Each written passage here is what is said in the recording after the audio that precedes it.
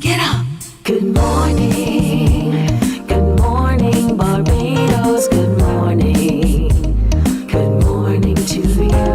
Good morning. Morning, morning, morning. Good morning to you. Good morning. Morning, Barbados. Good morning. Good morning to you. Good morning. Morning, Barbados. Good morning. Wake up, wake up, wake up. Morning to you. Good morning to you on this October 18th, TGIF. Thank God it's Friday. Welcome to Morning Barbados. I'm Tisha Hines. We'll be in with you until 8 o'clock this morning. It's going to be a fresh Friday on Morning Barbados as we bring you a little bit of entertainment.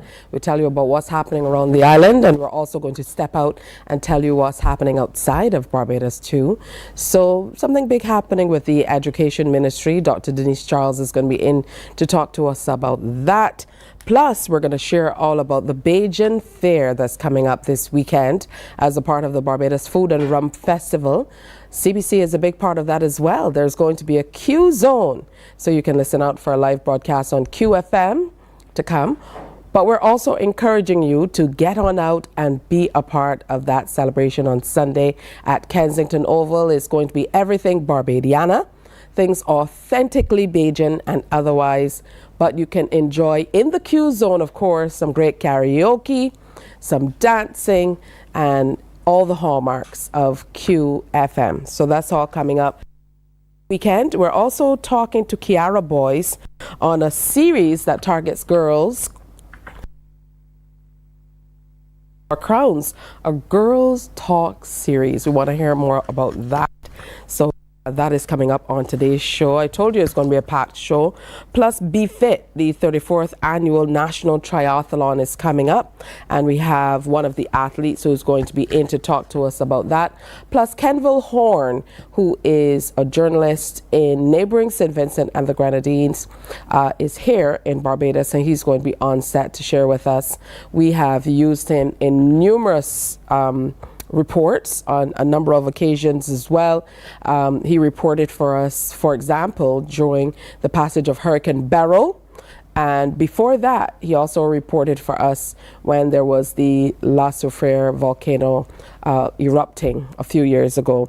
So we'll have him in studio and we'll get to hear from his perspective how he approaches these things. Just about 9 minutes now after 6 o'clock. Again, thank you so much for tuning in. We wanted to start this morning, though, by telling you more about the inaugural Barbados Marcus Garvey Symposium commemorating the anniversary of Garvey's 1937 visit to Barbados.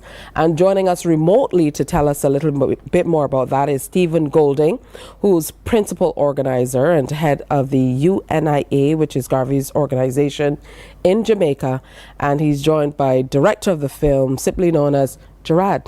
Good morning to you guys. Morning, Miss Hyde. Morning to your viewers. Morning. All right, it's wonderful to have both of you joining us. I'll start with you, Mr. Golding. Tell us a little bit about Marcus Garvey himself and the place that he holds in Jamaican history and life generally. Boy, even more than Jamaican history, Caribbean history, and African history, and world history. Marcus Garvey was one of the first black icons of the 20th century. Of course, to date, he's still the founder of the largest mass movement of African descendants across the world. The zenith of his career was between 1920 and 1930. He died in 1940. He was made Jamaica's first national hero in 1969. And his teachings still loom large on the landscape of African affairs. So many people have credited him with influencing the freedom fighters and the independence movements on the continent, but also, his persona and the effect that he had on black communities across North America, Central and South America is still profound. And most of all, the influence he had on shaping the Caribbean, from the labor movements to the political parties to the independence movements. Of course, in 1937, Garvey did his last tour of the Caribbean, visiting 11 countries between October and November. Barbados was one of them. He came here twice on October 18 and October 28th. So we've set about now to establish annual Garvey symposiums in these islands, marking the anniversary of that date, but also as a means to set up a yearly sort of reasoning and groundings with our brothers and sisters in those countries, to focus on the influence that Garveyism can have as a philosophy in shaping and engineering our social fabric. You know, we're one people. We came across the Atlantic on the same type of boats, and our cultures are so similar. You know, it's one of the reasons that made Marcus Garvey so effective during his time, and he was heavily supported by Caribbean people from all of the islands: Barbados, Trinidad, St. Vincent, you know, Dominica. So not just Jamaica. He had divisions in Haiti, in Dominican Republic. The most divisions in the Caribbean in the world, in fact, were on the island of Cuba. So this is about celebrating him annually, but not just celebrating him, making sure that his legacy and his profound teachings are passed on to a new generation. Very well said, quite a mouthful. And for this reason, Gerard, I'm sure there was no added pressure in directing this film. So talk to me about the process, you know, being selected to direct a film like this. Yeah, so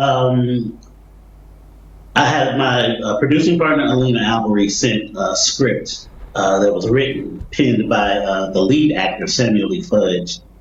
And when we received that script and read it, when it was presented initially, it presented to ask if I would shoot the film. And when I read the script, I said, no, I definitely want to direct this as well. So that's how that started. So just went directly from receiving it to just doing as much research as we could, in a short amount of time to be prepared for shooting this film, for directing.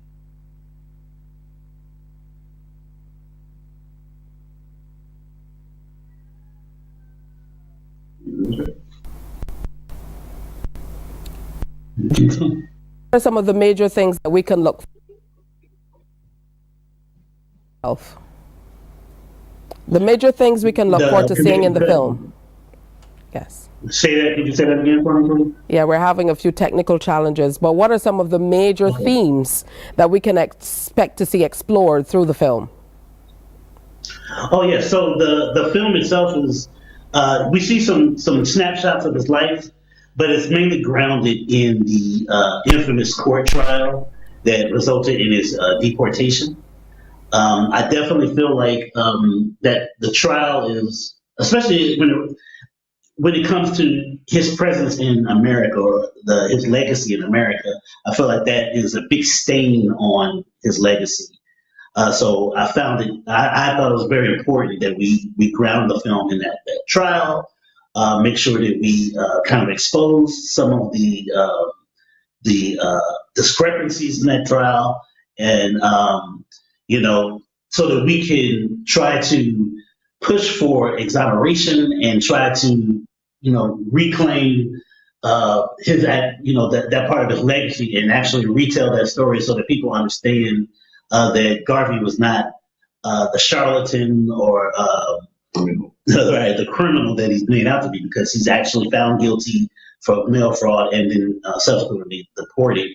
But we know what America in the early 1900s, what that was like in any court. There's no way that he would receive any kind of fair court trial in that time in America. And there's the documents have been released, so you know that this is a plot that was set up by Hoover and the government to actually have him deported. So I feel it's very important to get that out there, to try to clear that part of his name and to reignite interest in Garvey's legacy. And like Golden said, really put his name out there and try to encourage the young people to look into who Garvey was and, you know, find out why he was so charismatic, why he was able to amass such a large movement. Because once you find that out, once you learn about his teachings, then that opens up a whole new avenue for just learning. Yeah, that opens up a whole new avenue of empowerment, I would say.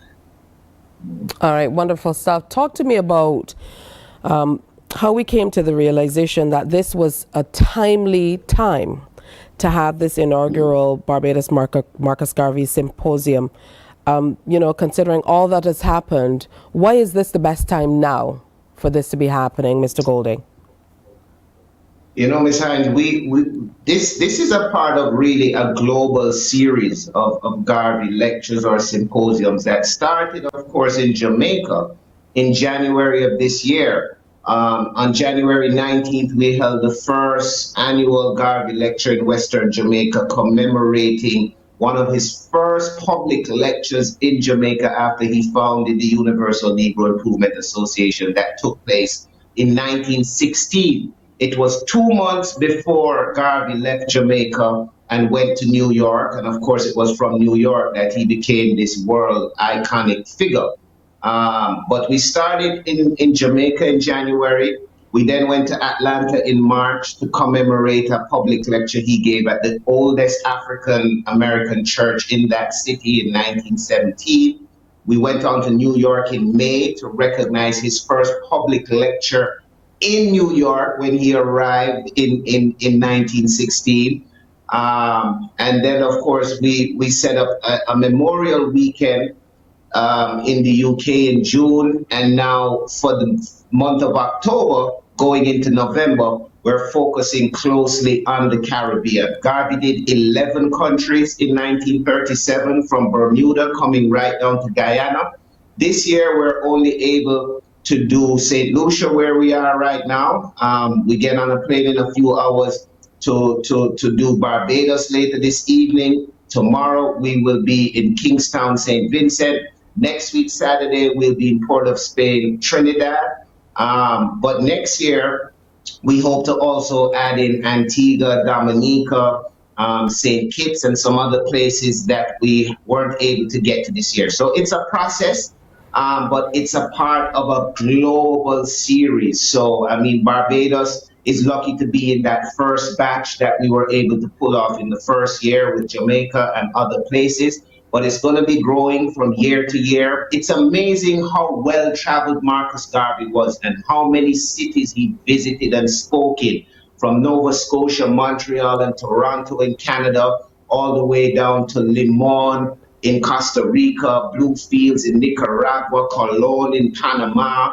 And the fact that he took the time to visit these islands and the way he was received by the people is certainly something significant enough that we feel should be commemorated, should be celebrated. But most of all, as I keep insisting, we're using it as a vehicle to introduce Garveyism as a tool of social engineering in our region. The UNIA was really a Caribbean confraternity that embraced African people all over the world, but it was driven and held up by the energies and the strength and the dedication of those West Indian Negroes or Caribbean Africans that supported Garvey and lifted him up. I mean, even in Barbados, there are people like Israel Lovell, Clement Payne. These are names that you know. But did you know that these were soldiers of Marcus Garvey? These were leaders and stalwarts in his movement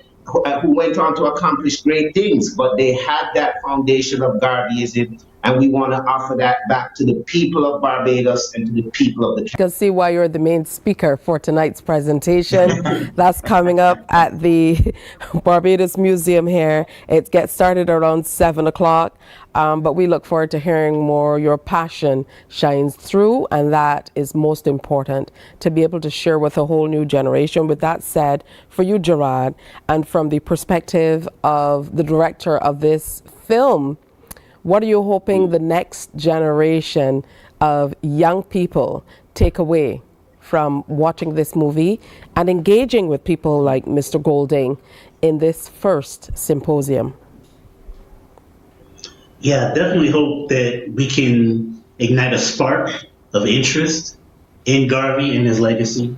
Definitely hope to maybe try to pass on some of those traits of Garvey, self-determination, pride in heritage, being from Africa, and the diaspora, like the connectivity. Garvey was definitely trying to make sure that we would unite across the diaspora and realize our own strength and empower us with that, and know our power economically, know our power intellectually, and put those things into practice and try to bring Africa out to the forefront, out Africa abroad, at home and abroad, right? Try to bring forth that power everywhere and make the world realize how powerful we can be if we unite. So hopefully we can try to bring that to the forefront and inspire our youth to pursue that. All right, wonderful And stuff. if I can add, And I'm almost afraid to say final words from you, Mr. Golding. I don't know if you'll take us up to 7 o'clock, but final word from you on your presentation tonight. Listen, Garvey is so accomplished that when you start talking about him, there's so much things to say, as Bob Marley would say, so much things to say. But the final thing I want to say is just to thank some of the people who helped start it out with us this year and particularly helped to make this Caribbean tour happen. And at the top of that list is Caribbean Airlines, who's responsible for bringing Gerard from the United States, bringing me from Jamaica, taking us from island to island. I really want to give them a special big up. They should be at the Barbados Museum tonight with us, but I wanted to take the time to mention that we couldn't have done it without them. There are other people such as Grace Foods, and of course, those on the ground here in Barbados who really put this together. Because I'm not here, Ambassador David Commisson, the Office of the Prime Minister, the Division of Culture, Deputy Secretary Maynard, and of course, the Barbados Museum and Historical Society staff who will be hosting us this evening. And we want to invite everybody to come out. It's at 7 o'clock. It's free to the public. Come and grounds with us, as Walter Rodney would say. Let's reason about Marcus Garvey. Let's remember this great Black Caribbean icon who stood for so much things that make us unique, wonderful, strong, and great as a people. Wonderful stuff. Thank you guys, both of you, for coming in this morning and sharing with us. You're going to have a long day today in Barbados, but welcome. It's great to have you here. We look forward to seeing you tonight. 7 o'clock at the Barbados Museum and Historical Society is where it all happens. So make sure you get on out and experience this film. Of course, is the inaugural Barbados Marcus Garvey Symposium commemorating the anniversary of his 1937 visit to Barbados. And they're debuting here in Barbados the film, which was directed by Gerard, that brings his history into scope, at least one part of it. So wonderful that we were able to have them on Morning Barbados, but you get to see it up close and personal when you head out to the museum tonight. It's time for a break here on Morning Barbados. When we come back, we're talking about a lecture that's coming up with Dr. Denise Charles. She's on set as well. Stay with us. Morning, morning, morning. Good morning. Good morning to you.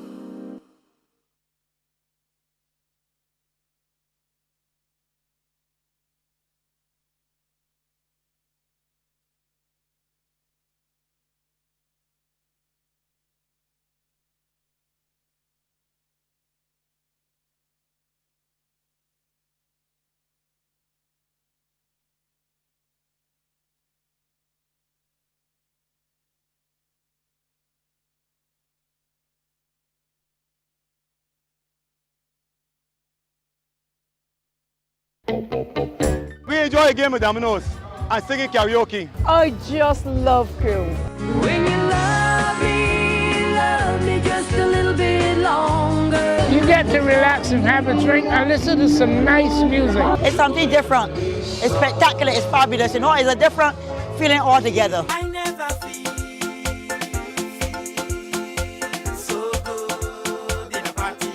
Follow me to Q in the Community this Thursday.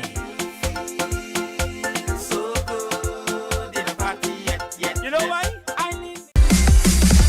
While you go about your business, we go about our business, and that is gathering the news. Stay up to date at CBC News Barbados on Facebook, Instagram, and Twitter. Get news update on radio throughout the day. And join us for the CBC News Night at 7 every night. CBC News team is on the job and bringing you the news. There is a saying, you can find a Bajan anywhere. Are you a Bajan living abroad? Or do you know of one who has migrated to another country? Well, we at Mornin Barbados would love to have you or them on our Bajan Afar segment. Share your amazing stories, experiences, and how you have adapted to a new culture. Send us an email to morninbarbados@cbc.bb. And together we will travel the world.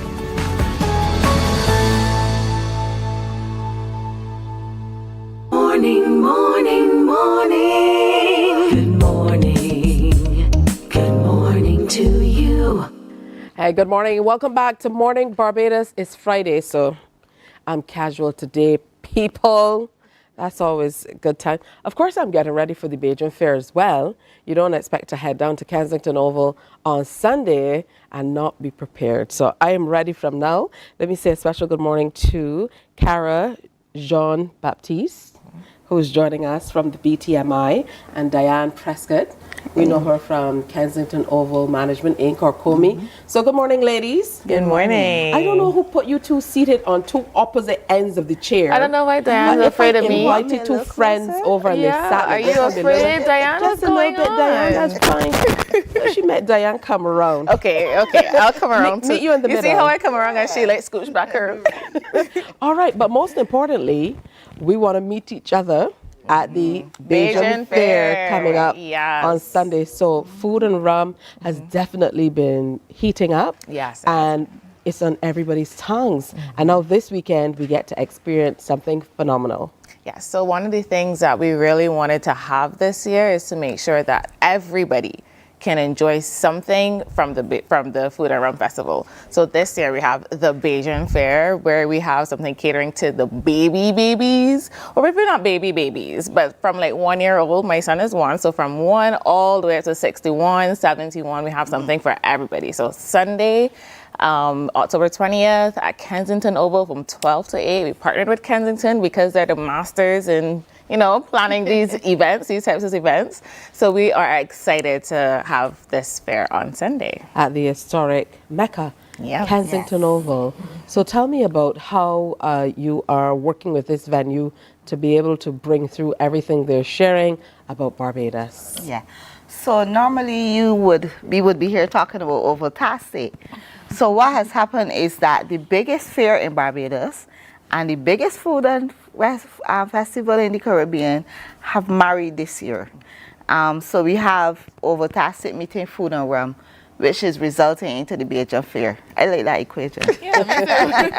What are some of the things that we can expect? Sorry, go ahead. So then Kensington has partnered with the BTMI and the Food and Rum Festival, and we've moved our event to add it, to allow them to have this family event within the festival.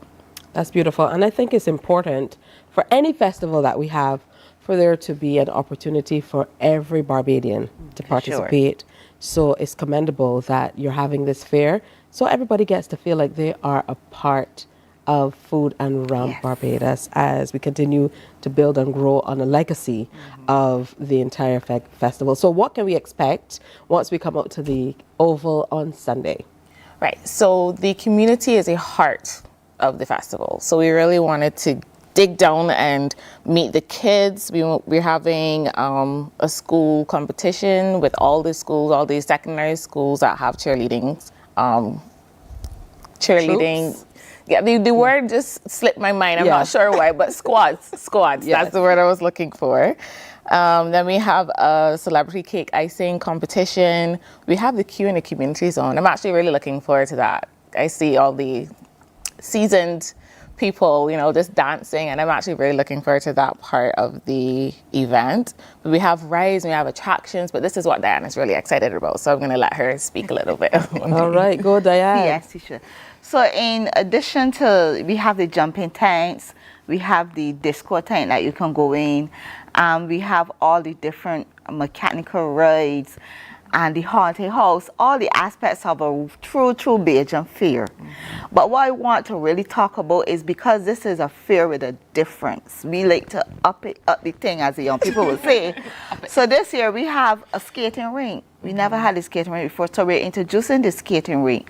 We have something similar to paintball, which you call a gel area where you can go in, something similar to paintball that we're introducing as well. But the thing for me, what I'm really excited about, and I can't wait, I get cold bumps already. Zane Maloney, he is now in, he's now in the F2. Yes. But his winning F4 vehicle will be at Kensington Oval, so that the kids can, I think he's a real role model for the youth. So the vehicle is going to be there. You can come and interact with him. The kids can get autographs, those kind of things. We also have some of the services in Barbados. So for example, the fire service is going to be there, where the kids can come and get on the truck and see how it operates and hold the hose, and we ain't got no fires, but smoke some water around the venue, wet the grasses. Yeah, so I'm really, really excited about these new things, and she would have mentioned the Q in the community aspect, the Q zone. And we also have at least two of the chefs from the Food and Rum Festival that will be there on site. So you're getting a full Bajan experience. My goodness. It's a lot of stuff happening. Yes. You have to make sure you come up from early. Yes. So tell us about the times and other logistics. How do we get in? How much do we pay to be a part of it? Okay, so the time is from 12 p.m. We're starting bright and early, right after church. If you go to church, come on down from 12 to 8. Tickets for adults are $20 and for children, $10. But my favorite part is children 3 and under are free, because I have 2 that are 3 and under, so they're free. And Diane? Yeah, I don't want to miss out on the entertainment either.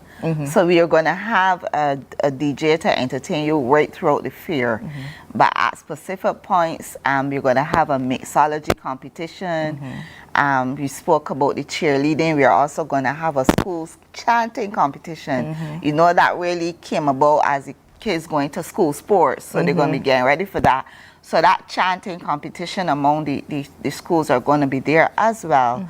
And the Mikey, Blood, those kind of persons we're going to have. Hernandez. Salt and Dawn, all is an experience that you do not want to miss. Since you mentioned that Salt is going to be there and it's a Bajan fair, you absolutely don't have to call the child father. No, you don't. No, we don't. You bring along we the really child don't. father We bring.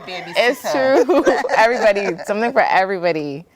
We also have a photo booth and a toddler zone. So it's little things that you just come out. Kensington is going to be flooded with different little activities for you to do. So you could come, you could just walk around, you could see, you could eat. Because don't forget, we're marrying food and ramen and the Bajan Fair. So we really want you to come out and eat. Fill up your tummies, and things are going to be super affordable. We have a low ticket price. All the rides are like $10 and less. We have food that's going to be there as well. It's affordable as well. So we want to stress that part. It's just a family affair, so it's going to be fun. I'm really excited. I told all of my friends, my family, buy a ticket. So we're going to be there on Sunday. I look forward to it. Of course, in the Q zone, the hallmark of Q in the community, because here's where we marry with Ovaltastic and the BTMI and the festival, the Food and Rum Festival. And we're really pleased to be a part of the Bajan Fair and the Food and Rum Festival in this way. So all of the things that make Q what it is, the oldies, the line dancing, the karaoke competition, and you get a chance to win some amazing prizes as well if you compete in the karaoke competition. Who knows? If you do the right line dance, you might get something else as well. But those things that really make Q in the community what it is are all of the things that you can expect to see in the Q zone. That's correct. So CBC really is happy to be a part of the entire a fair as well. See what I did there? I see what you did there. Yeah, so as far as tickets are concerned, entry, anything to do with logistics, parking, let's make sure that people feel comfortable in making their way to the Oval. Yeah. So if you don't have, sorry Dan, if you don't have a ticket as yet, there is still time to buy a ticket online or at box offices, or you can buy on the day of the fair. Yeah. Parking, we all know, Kensington Oval, we provide for parking. You have the car park, we will have allocated spaces, but you also have, it's Sunday, so you will find parking around the area, so parking should not be a problem. And you know that we are very cognizant of people getting in and out of the stadium quickly. So we put all of those arrangements that you're accustomed to, smooth entry, you know, to just come and enjoy. And as she mentioned, we couldn't do this without our sponsors. It's a food and rum festival. We have prizes, as you mentioned, such as a staycation for two. That is for the winner of the karaoke for the karaoke competition. A dinner for two at Royal Pavilion. Third prize is lunch for two at Sandpiper. Oh my God, let me try to warm up my voice for that. But we could not have done it without our sponsors, and we really want to thank the sponsors. We have our rum partners, which is Mount Gay, Bajan 1966 Rum, and West Indies Rum Distillery. Our gold sponsors, CBC Caribbean, they will be there as well, so you can get information on, you want to open an account for the kids, you want to see what services CIBC can give you, they will be there. Also, Roberts Manufacturing and Wabisco will be having a booth at the fair. Kensington Oval is also a gold sponsor. Then we have Export Barbados and Bajan 1966 Rum, as I mentioned, as a silver sponsor. We have some hotel partners, Hilton, O2, and the Noisy Cricket. Our media partners, CBC, Capital Media, Nation Publishing, Hits FM, Starcom Network, and Power Broadcasting. And our friends of the festival, Ruby, Space Digital, Standard Barbados, Event Hub, Pickup Barbados, and Altman Real Estate. Good stuff. And I know how Pace Digital does it. I know that usually you go in the app and you're able to make things happen. So reach out to them as well. This is a whole of island thing. It's a Bajan affair. Kensington Oval is more than ample in terms of space, so you don't have to worry about that. And there are other areas that you can get a little shade if you have to. And going from 12 in the afternoon right up until 8 p.m. 8 o'clock in the evening. You know, Bajans usually like to come out where we say sun cool. These days, the sun out from early. I mean, I'm out now and it's warm outside. It is. So come out and let's sweat together and eat. Most importantly, before you go, Cara, you have to tell us about the food that will be there and maybe some of the people who are going to be sharing some amazing food as well. Yes, so we're very excited to have two of our festival chefs this year be on site for the Bajan Fair on Sunday. We have Shantae Flats and Shanice Phoenix, and I don't want to sound biased when I say that their food is delicious. She's biased. I'm not being biased. Okay. We have to find out for ourselves. Yes, so come on Sunday. Their food is delicious, affordable, but delicious. And then we have a lot of vendors on sale. Local produce will be there. So you could buy out, you could get some fruit. The fruit man is what you guys call them. Yeah, he'll be there to sell some fruit. So it's going to be a foodie affair. Yeah. And when we think of a Bajan fair, there are things that go along with that. The snow cone men are now elevating. Yes. These days, they don't even call themselves snow cone. We used to say the snow cone man, not anymore. Oh, really? Yeah, there are all types of amazing titles. You know, once you have a B there, that's this fine. and that. I myself went to town last weekend for the first time in a long time, and I came across a snow cone man who was doing fresh lemon in the snow cone. So I was like, let me try this. Oh, wow. It was the bomb. Wow. It was really, really good. It added a nice, fresh taste. Yes. So I'm really impressed with what they're doing with traditional Bajan things. And I'm sure that will be a big part of what we can expect at the fair as well. For sure. 100%. But like her, I'm a little biased. So I'm encouraging people to come out to the Q Zone. It's going to be the best part of the fair, apart from the food and the rum. Oh, wait, let me back off. A little bit of everything. A little bit of everything. You were saying something, Diane. Yes, I also wanted to mention, because we spoke about the box offices and how easy it is. So we have Rubis Wildy and Sunset Crest. You have CS Pharmacy. You have the ice shop at Sheraton Mall, Saul Warrens. Fitters Boutique is 6 Roads. And Power Sky Mall and Day and Night Boutique at the Walk. So wherever you are on the island, there's a box office close to you. You also have the box office online, and you can purchase tickets on the day at Kensington as well. All right, we look forward to it. Mornin Barbados will be represented as well.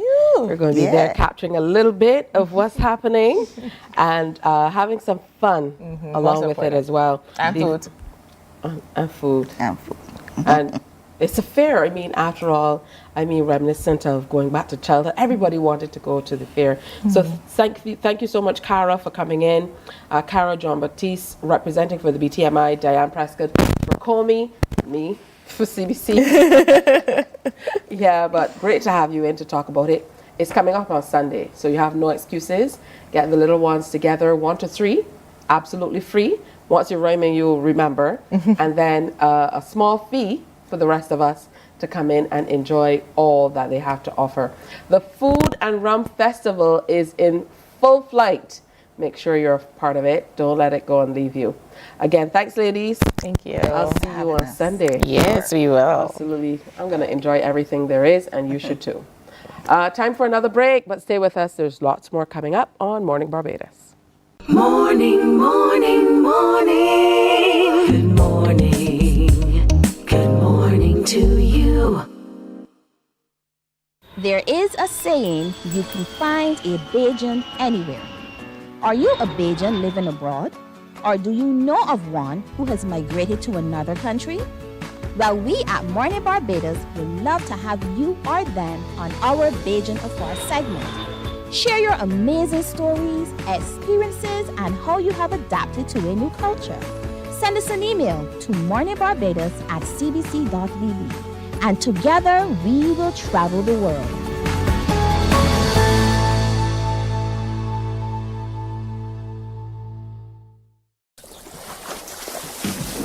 From the beautiful shores of the gem of the Caribbean, Barbados, home of the amazing Harrison's Cave, the tantalizing Oystins Bay Garden, our historic garrison, the indigenous road tennis, and the friendliest people in the world.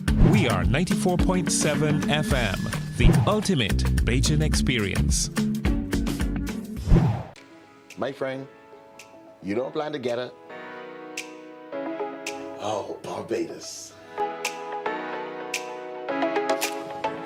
Hey, I'm KB Clean. Join me 6 a.m. until 10 a.m. right here at 94.7, the best and ultimate Bajan experience. My show is called Bajan to the Bone. Don't miss it, Bajan to the Bone. Weekdays right here and only here on 94.7.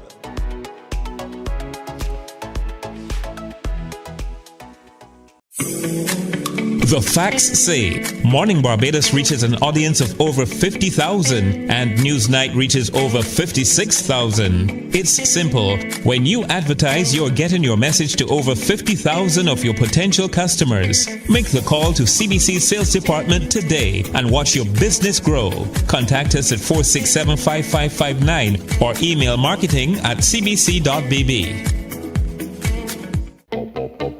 We enjoy a game with Domino's and singing karaoke. Morning, morning, morning. Good morning. Good morning to you.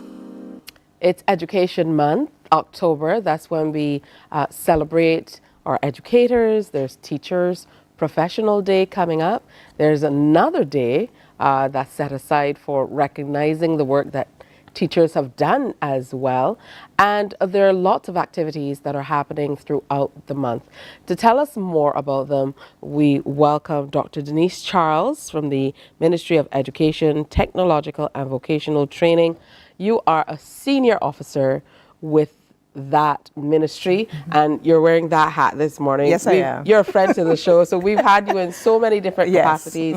It's important to be able to share a little bit about that. So congratulations on a successful Education Month so far. I know you have a number of initiatives happening, including pontifications and poetry. Exactly. 1 week ago, you were also here in this Yes, I very was. studio for the announcement of the finalists for that competition. Yes. So let's talk a little bit about all of the activities to mark Education Month 2024. Good morning, Tisha, and good morning, Barbados. Thank you so much for having me. Well, the Ministry of Education has planned a series of various activities for Education Month. As you mentioned just now, pontifications and poetry has been launched, and we're well on our way where that is concerned. We've been having our lunchtime concerts, and this year we've used some different venues to what we have traditionally used. So we've done Worthing Square and Hayman's Market. They were very successful. And coming up next week, we're going to be at Oystins, the Oystins Bay Garden, and then the final lunchtime concert will be at the Ministry's grounds, on the Ministry's lawns. So we have been doing something a bit innovative and different with the lunchtime concerts, having some artwork on display as well. And coming up next week, the week of the 21st to the 25th of October, we're having Arts in Focus. Now, this is an exhibition that will be held. Showcase the talents through lunchtime concerts. That's right. Put some art on the walls. That's right. And then, of course, share with the Arts in Focus. Says a great deal about the way we're moving forward in the education ministry. So, you know, we commend you for that work. Thank you, Tisha. We really want to help the public to see as well that education transformation is multifaceted. You know, sometimes people may tend to focus on certain elements, but it is really multifaceted and diverse. And we want to see our education system reimagined. It is not something that's going to happen in one fell swoop. It is actually a journey. And it begins with thinking differently about education, thinking differently about teaching and learning, thinking differently about our students and how we treat to engaging them in the classroom. And that is why we have a very important lecture coming up on Thursday, October the 31st at Queen's College. And that is what I really want to focus in on this morning. Good stuff. Tell us more about the lecture. Okay, the title of the lecture is actually Transforming Education, the Journey to Decolonization, Equity, and Social Change. I know that sounds like a mouthful. Let me say it again. Transforming Education, the Journey to Decolonization, Equity, and Social Change. So people may be wondering, what is this? What is decolonization? Why do we need to journey towards it? When we think of our education system and the history from which it has come, we can't help but focusing on the fact that we were a colony. We were a colony. Our system has been grounded in a colonial past, and we know that there are many negatives that came out of a colonial experience. We also accede to the fact that we do have a very strong education system. There's a lot that has been positive and continues to be positive about it, but we know that we're moving well into the 21st century, and we can't do things as we've always done them. You know, as we often say as educators, the cars that we drive today are different. We didn't have these cell phones when I was at school. You know, we didn't use iPads and other tablets to engage and so on. So things have changed, life has changed. And why is it that we want to keep education exactly the same way? And when we think of reimagining and changing education, we have to begin to think of the structures from which it emerged, or our post-colonial structures, and the fact that what we currently do today, a lot of it is grounded on perceptions of ourselves as people, perceptions of our society, the whole question of class and grading certain people in certain ways and having people feel superior or inferior based on where they went to school and things like that. This is the past from which we have come. And it's not only about the structure of education, but it's even about how we see students, how we see different types of students. Students who may not learn in the same way that others learn, how we see teaching certain subjects even and seeing certain subjects as being more important than others. A lot of these perceptions and ideas we have about education have come from our colonial past. So when we talk about decolonizing education, we're talking about thinking about education differently in a way that will make it more impactful in this 21st century, more dynamic and more relevant for the needs of the new world and the new age in which we live. And we know that that must begin by thinking and deconstructing what we previously thought good education was. Absolutely. Who will be delivering the lecture? Okay, this lecture is being delivered by a distinguished professor, Dr. Christopher Emden. Let me just tell you a little bit about him. He's a professor of science education at Teachers College in Columbia University. He's also the director of creativity, innovation, and entrepreneurship at the STEAM Dream and Ideal Lab. He's an alumni fellow at the Hip Hop Archive and Hutchins Center at Harvard University, and he holds a PhD in urban education with a concentration in mathematics, science, and technology, and he's the creator of the Hip Hop Ed social media movement. So this is a really trending youthful professor. I've heard his presentations. He's dynamic, he's creative, he's engaging. So you're not coming to sit for a boring lecture. This is going to be dynamic. There's going to be space for questions. And I think he's going to challenge, what I like to say, he's going to challenge our gray matter. He's going to challenge how we think and how we engage with education today, because we don't just want a talk shop. Sometimes you think you come to a lecture, you hear what the professor says or the speaker, you hear a few questions and you go away and you're not changed.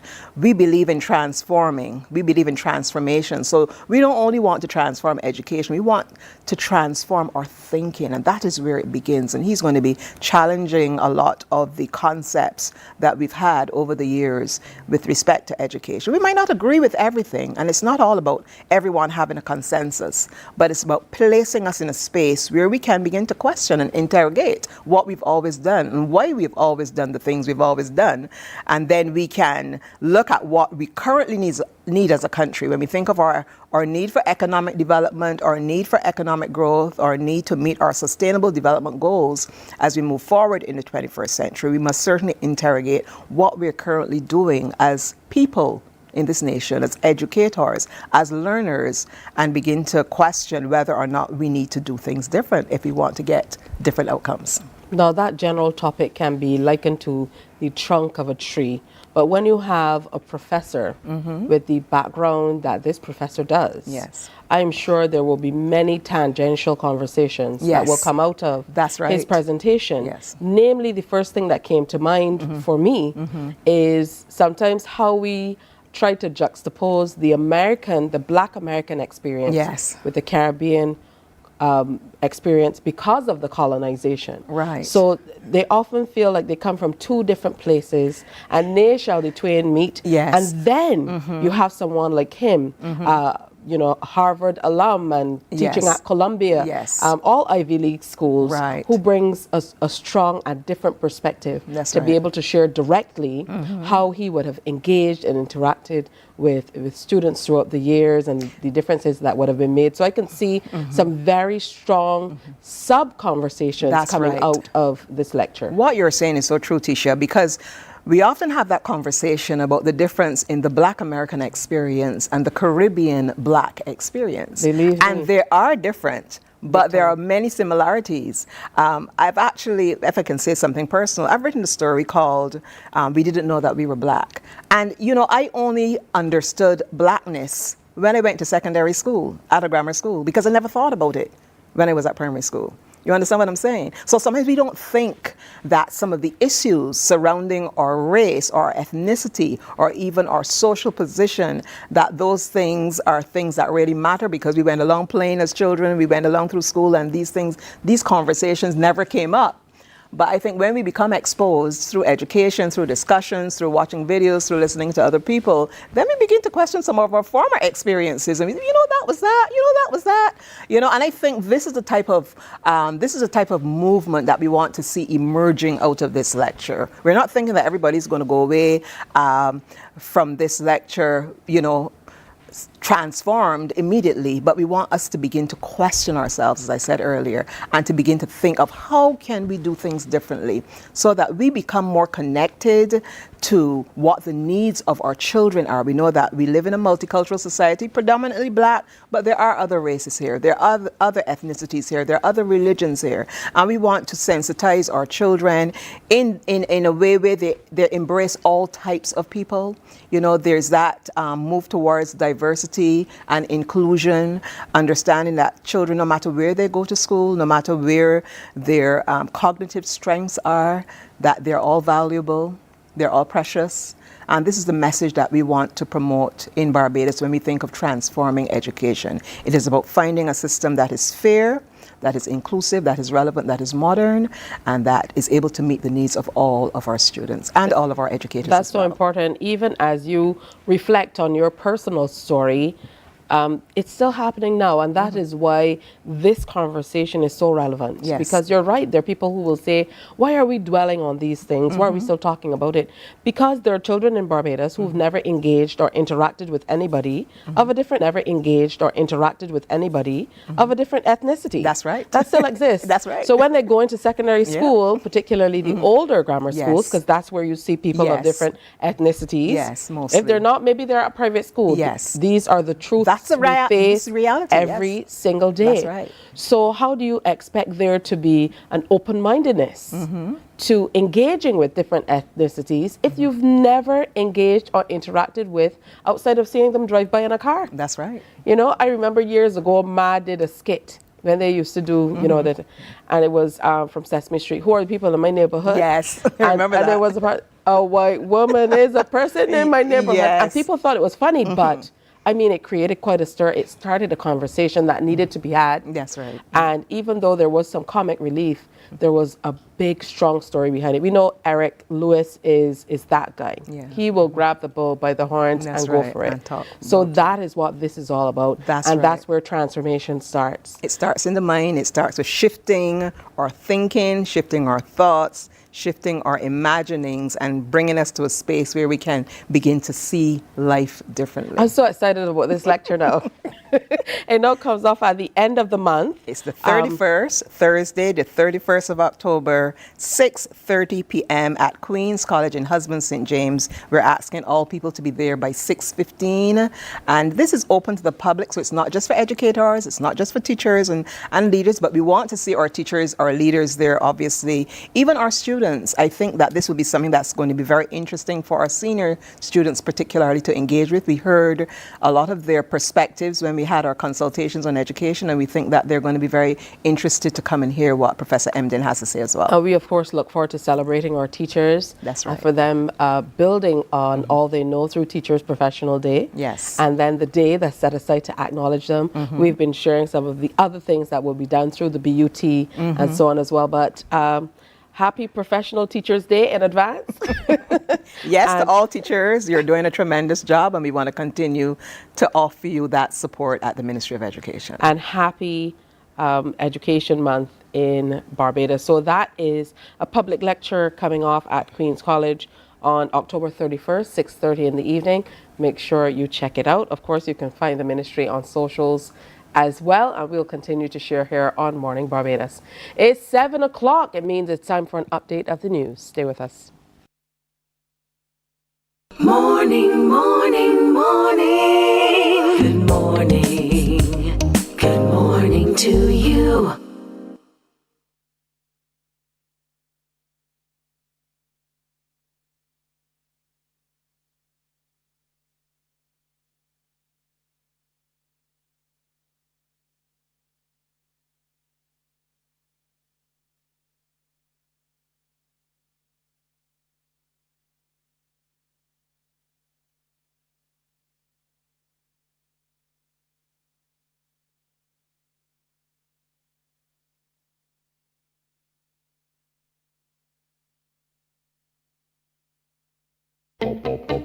We enjoy a game of dominoes and singing karaoke. I just love cruise.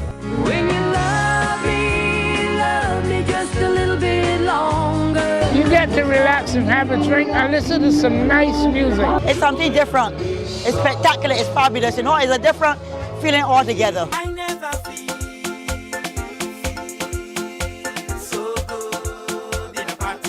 Follow me to Q in the Community this Thursday.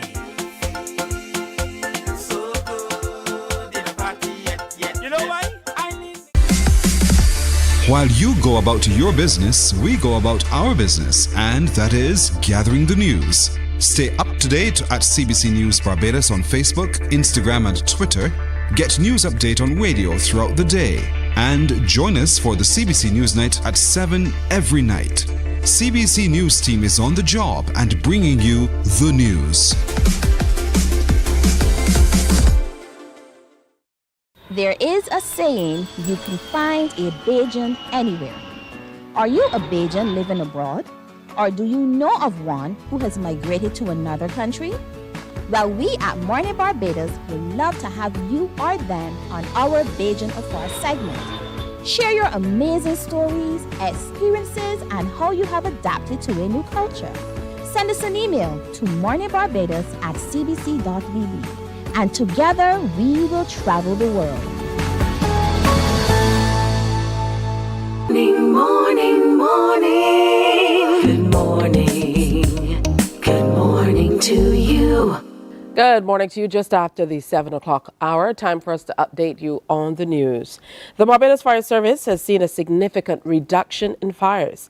Acting Chief Fire Officer Henderson Patrick says overall fire calls at this point in time, when compared to the same period last year, are down by 200. He made the revelation while speaking to CBC News. The grass fires generally take up the bulk of those fires. And therefore, if they are down by 200, it means that the grass fires are also down, right? So, and generally at this time of the year, you don't have a high response to those types of fires. You mostly get them in the first half of the year, when you have your crop season and things of that nature. But they're down, and fires overall are down in the regions of 200 less than what we had at the same time last year. Now, the acting fire chief says the favorable reduction is as a result of weather conditions, as well as an increasing number of Barbadians taking fire safety measures more seriously. I don't want people to become complacent, because sometimes when you're going through a good patch, people will take that to mean that you can let your guard down. And then sometimes, as the old people say, all hell break loose.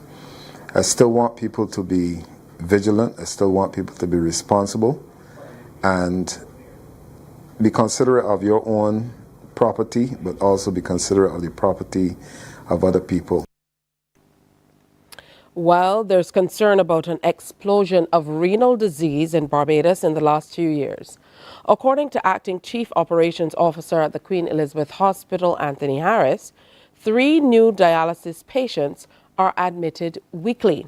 He says there are 164 patients on record at the QEH and an additional 60 outsourced at the St. John Polyclinic and the Sills Dialysis Barbados.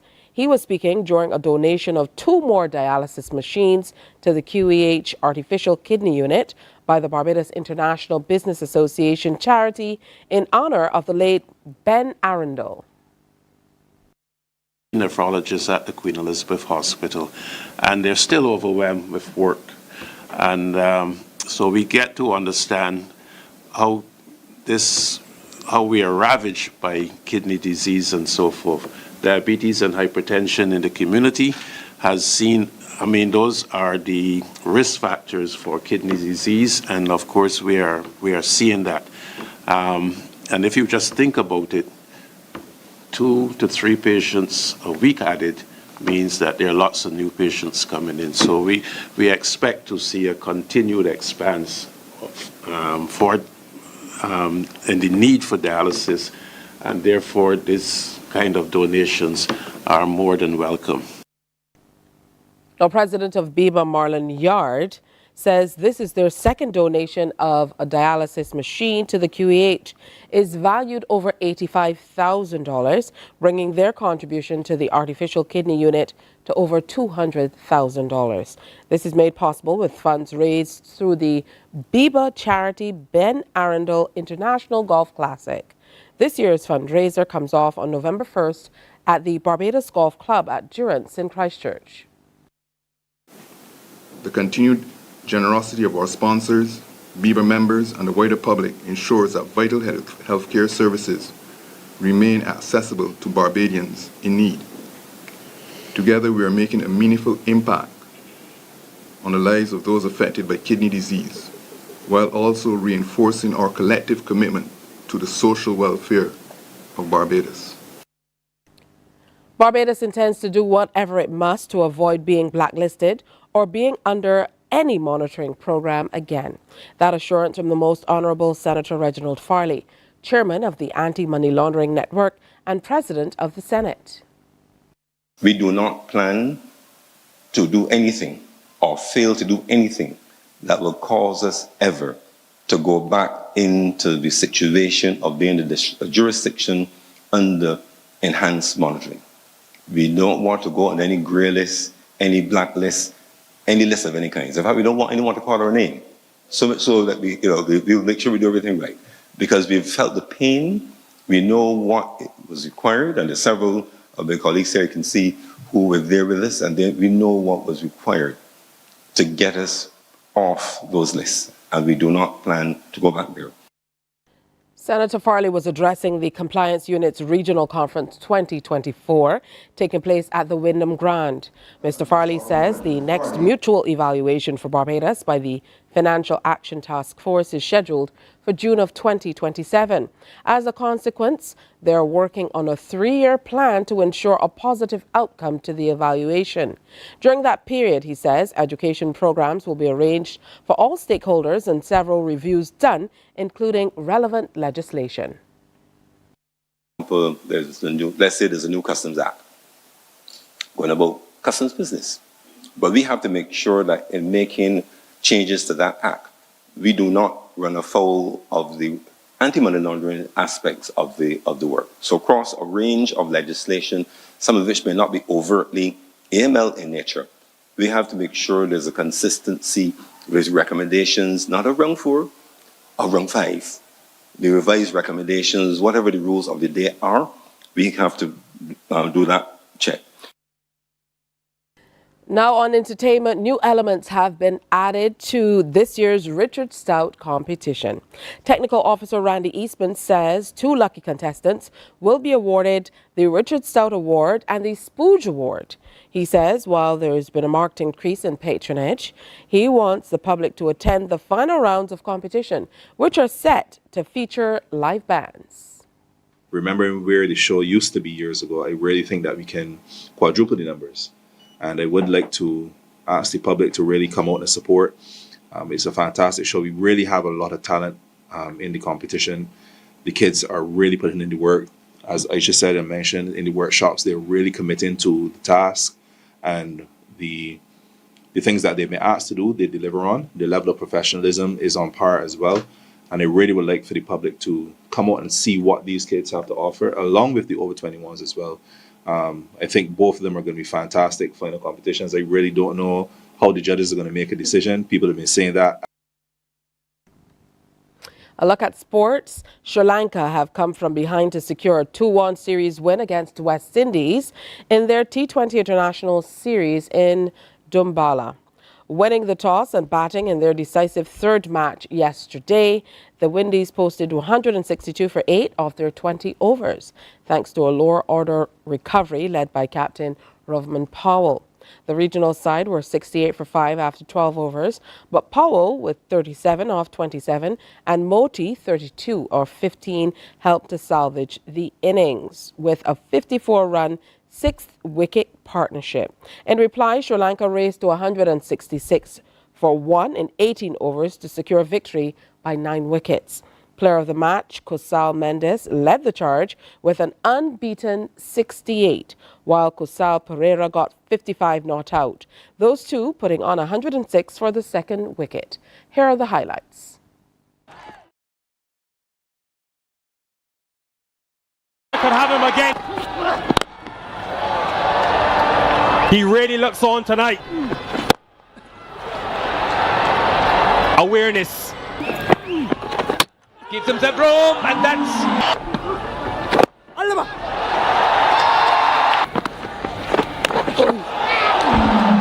Sri Lanka. And a Sri Lanka gets Rutherford for a second time in 2 games. Hammered deep into the crowd. Yes, we do. We keep going. It's going. Keeps going. Another 6. Down the ground. It's 6. Full toss. Hammered again. Back-to-back sixes. The hundreds on the board. Short. He gets onto that as well. Third 6 on the trot.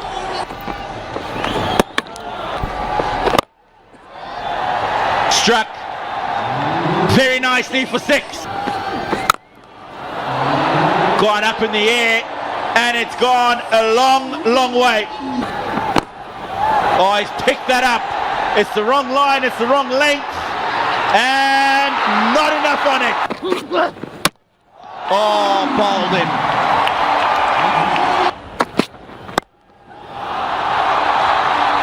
Using the pace. In Sharma, and this is 1 bounce for 4. 4 runs, 6 of them, 50 on the board. Dot again, gets underneath it.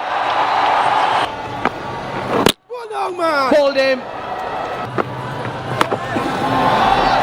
Fine off that fielder, it's another boundary. In the Sri Lankan lineup, this is big. This is cleverly picked up.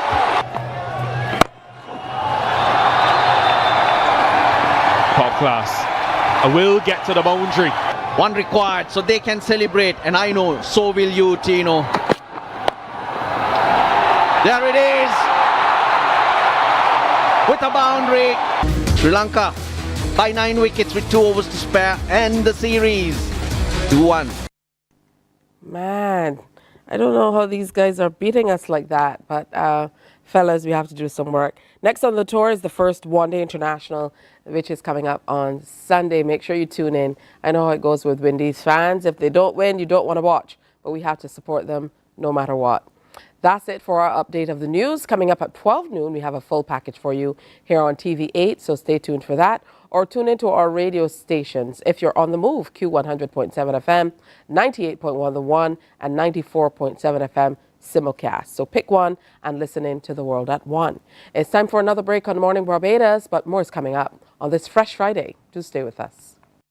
Morning, morning, morning. Good morning.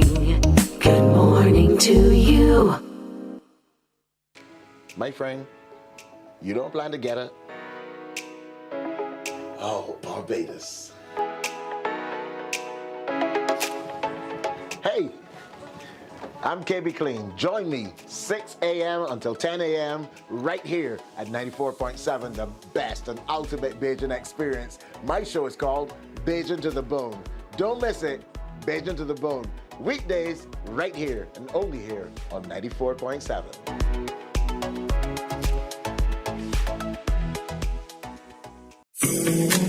The facts say Morning Barbados reaches an audience of over 50,000 and Newsnight reaches over 56,000. It's simple. When you advertise, you're getting your message to over 50,000 of your potential customers. Make the call to CBC Sales Department today and watch your business grow. Contact us at 467-5559 or email Morning, morning, morning. Good morning.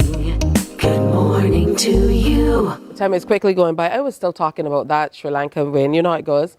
It's 7:15 all across Barbados. Might be a different time somewhere else in the world, but here in Barbados, we're rocking on 7:15.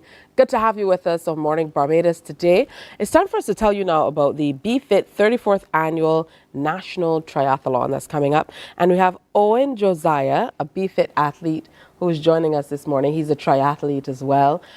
So good to have you in studio with us on Morning Barbados. Hey, good morning. Thank you very much. It's a pleasure to be here. And thank you for having me. Absolutely. Sure. Now, you've been a triathlete since 2014. So what initially piqued your interest in this particular area? I was inspired to begin. I came from a running background. So it was, I believe, mid of 2014, and the Barbados Federation of Triathlete hosted their annual developmental cup, or CamTri Cup. It's basically all of the people from the Americas, North, South, Central. They come together for, then it's known as the CamTri Cup. So and before the cup, they did a 3K road race. So I went for the road race, saw some good results, and I stayed back to watch the triathlon. And I just saw that, you know, these people were just looking fantastic and moving fast and so forth. And I already know the running is the last, and you know, that's my strong point. So I was saying to myself, all I need to do is learn how to swim. I believe I can ride. Eventually was proven wrong. Riding is harder than it may appears to be. And that year, I think was October of that year, which is like a few months after I was inspired, I went and I did the Barbados National Triathlon at that time. I did not win, but the achievement that I felt at that point, it was incredible. It was so incredible that it made me quit or step back from running, whereby where I was, you know, every time I go to a road race, I would always be on the podium, whether it be first or second, and on a bad day, third. So I just put that on pause and focus more on getting my triathlon skills ready. I'm here 11 years after. I've had an incredible, and still having an incredible journey. I've met a lot of persons, I've traveled a lot for a triathlon, and I have 5 national triathlon championship titles under my belt. So it's a win-win for a hobby. Congratulations. I mean, you've let us in with a lot in saying that you found cycling to be harder than people would imagine. Yes. We know now that your love for running came first, but then you put that on the back burner. So apart from the obvious, how is it different, would you say, training for the road races that you did so well in as compared to being able to elevate yourself as an elite triathlete? Yeah. Well, I wouldn't say elite. I because, said it. You did. Yeah. But you just told me you have 5 titles under your belt. Yeah, but you see, that says a great deal, man. Yeah, it is. Triathlon, there are different tiers and levels. When someone is referred to as an elite, it's something that they do, or professional, it's something that they will do as their mean of income. Triathlon is my hobby, it's my passion, it's my place where I get away, you know, from pressure and the standard way of life. So I wouldn't say that I'm elite. I would say that, you know, it's just a hobby I enjoy doing, and so happened that I was graced with the opportunity and blessed with the ability to be able to complete and gain the national title. But to answer your question, definitely there are a few differences. In running, you can power yourself through, you know, you can hit that heart locker and just keep pushing, and you know, you may see some good results. If you try to translate that to swimming, you can be as strong as Hulk, and you can push, and you won't be going anywhere. I mean, the water is already unstable, and if you're fighting it, you're not one with it, you won't be going anywhere at a quick pace. So I really had to change my mindset, and I learned how to swim when I decided to start triathlon back in 2014. So it's a whole shift of the mindset as relates to being one. Yes, power and strength is important in swimming, but it is more than that. You really can't power your way through. When it comes to cycling as well, it is more so of knowing your zone, knowing what you're capable of, because you can easily go and bull up on the bike, and then, you know, you really can't finish. So it took a while, and actually I'm still learning to be able to know your zones, know what you're capable of, know your body, know yourself, know when to push, know when to ease back, know when to speed, relax, etc. Because triathlons is as you can appreciate, is not a 10-second race. So you really need to pace yourself. There are distances from sprint all the way to Ironman. So a standard race or super sprint may take less than 15 minutes, and some will take the average person 15 hours. So it's a huge scale, and you really need to know your body. Oh, that's good stuff. And it's interesting to hear that you learned to swim. Yeah. You know, for this sport. Yeah. I don't think that I've heard of anyone who learned to swim because they were interested in or already working to compete in a sport. So, you know, I guess that gave you a different drive in terms of your approach to learning to swim. For sure, definitely. And even on to this day, it is still something that I'm working towards.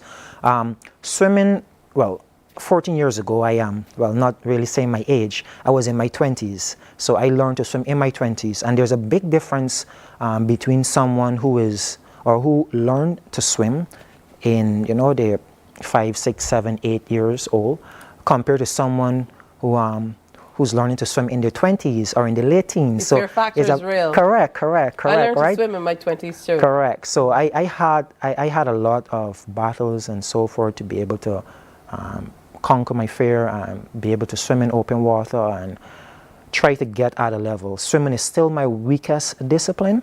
I wouldn't say that I am weak at it. It's just that it is the weakest of the three.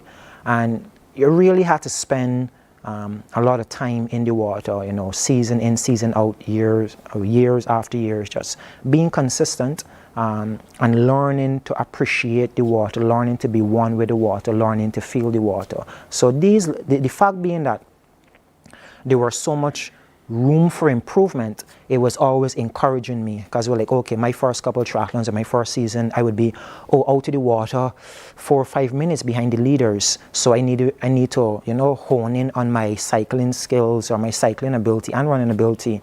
In some cases, I am able to catch them back and take the win. In some cases, no. In worst cases, I've pushed so hard on the bike that I blew up and the run was horrible and useless.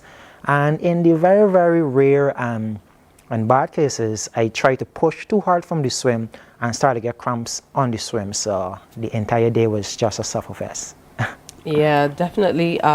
You know, interesting to be able to spread your time and effort across 3 completely different disciplines to pour into one. Yes. It definitely is an interesting way to approach sport generally. Yeah. Well, actually, there's 4 disciplines for like short course, because transition, there are 2 transitions.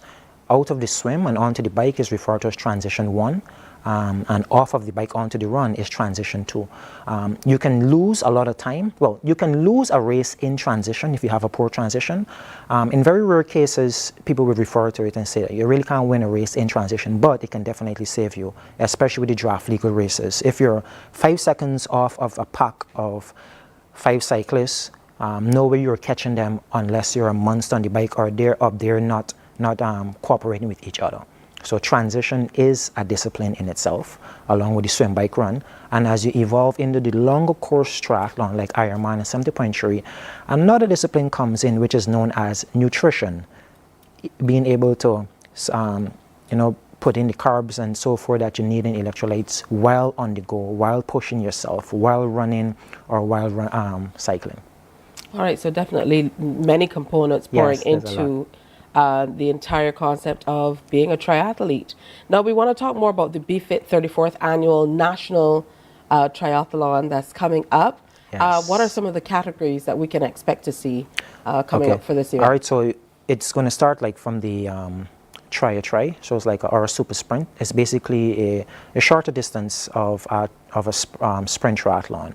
So it may look something like a 400 swim, and this is open water swim, a 10K bike, and a 2.5K run. And then that's for the younger, you know, we have a lot of strong craft athletes and junior and youth athletes coming up. So, or those adults who want to try for the first time, that would be a good initiation into the sport. Yes, it is short, but it is intense. Then you have the sprint distance, which is double that. That is a 750 meter swim, 20K bike, and finish with a 5K run. And then we have the Olympic distance. That is where the national championship title for male and female is being offered currently. So that is a 1,500 meter swim, a 40K bike, and a 10K run to finish. And there's also, over the sprint distance, this is the 750-25, there's a relay component whereby you can either have 1 or 2 or 3 persons decided that we're going to team up. Someone is going to swim, someone's going to bike, someone's going to run, or someone's going to swim and bike and the other person run, or vice versa, someone is going to swim and the other person bike or run. That's also up and offer. What about the participation? In terms of the athletes who are coming in, do we have athletes who will be participating from out of the island? Yes. I cannot recall the exact count, but I know for sure we have athletes coming from Trinidad, Canada, out of the UK as well. Those are the three that is fresh off the top of my mind. Canada, the UK, and Trinidad. And when does it happen? What's the event schedule like for Correct. this? So the event schedule is going to be on Sunday, this Sunday. That's basically where the action is going to be. Obviously, before that, you know, like standard race briefing for the athletes, package pickup and so forth, which will be held on Saturday for the athletes. But Sunday morning, the event basically starts at 5, where the athletes will arrive and come and get a check-in and so forth. But the actual action of swim, bike, and run starts at 6:30.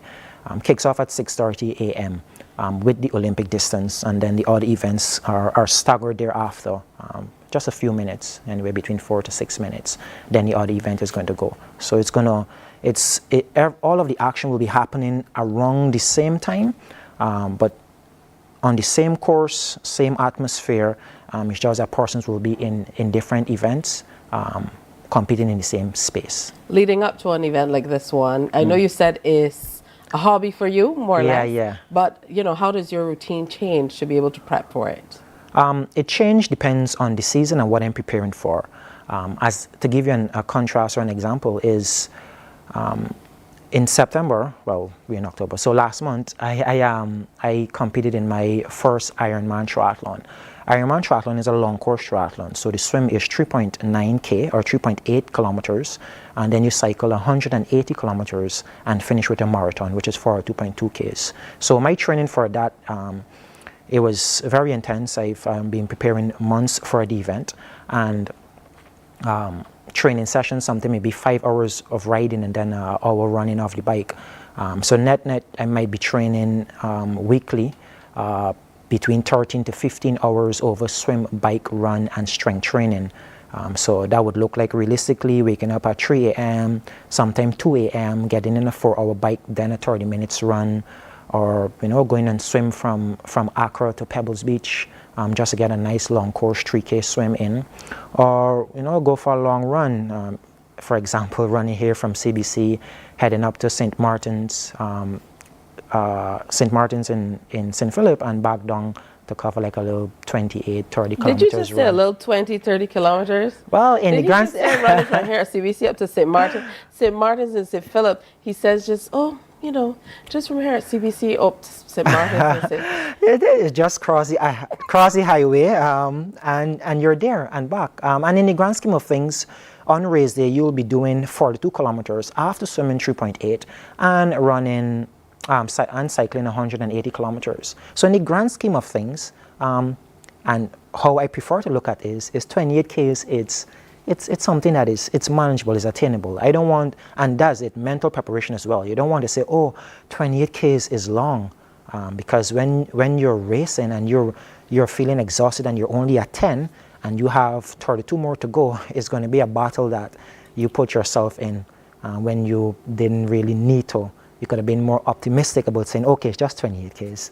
Yeah, it truly is mind over matter. Over matter. Yeah. So, absolutely, yeah. yes. And so to give you the contrast for Olympic distance, which is only 15K, 1.5, 40, and a 10K, your long rides or your rides may be more intense, more intervals, like 8 minutes intervals, and a ride for an hour and a half, 2 hours, and then do a 20-minute run off the bike a little bit fast. So it's not as long and endurance-based as the Ironman.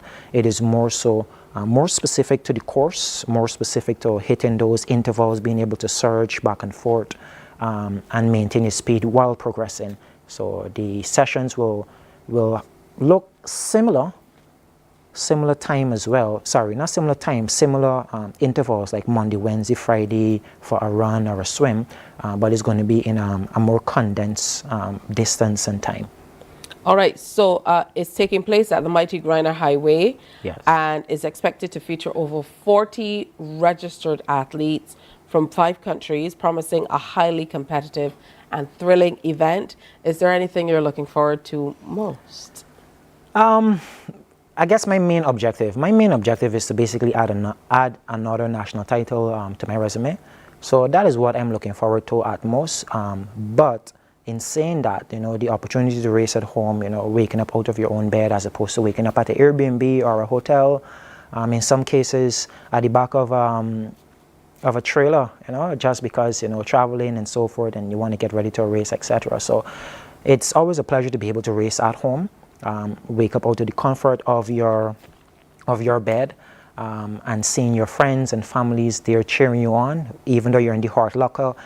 You might be behind, but they're encouraging you, so it really gives you the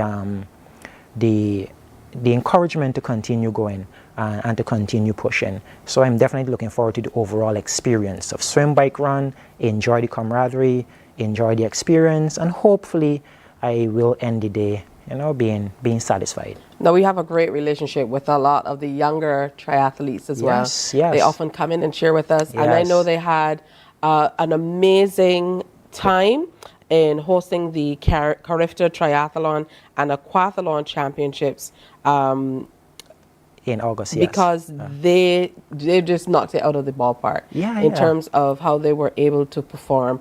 From your perspective, do you think we're doing enough to bring new athletes into the fold who will grow to love swim, bike, ride, swim, bike, run the way that you do? I would say there's always room for improvement. Yes, we are doing much more than in the past, 6, 7, 8, 10 years ago, like when I came into the sport. So yes, a lot is being done in the regards. There's a lot of young talent.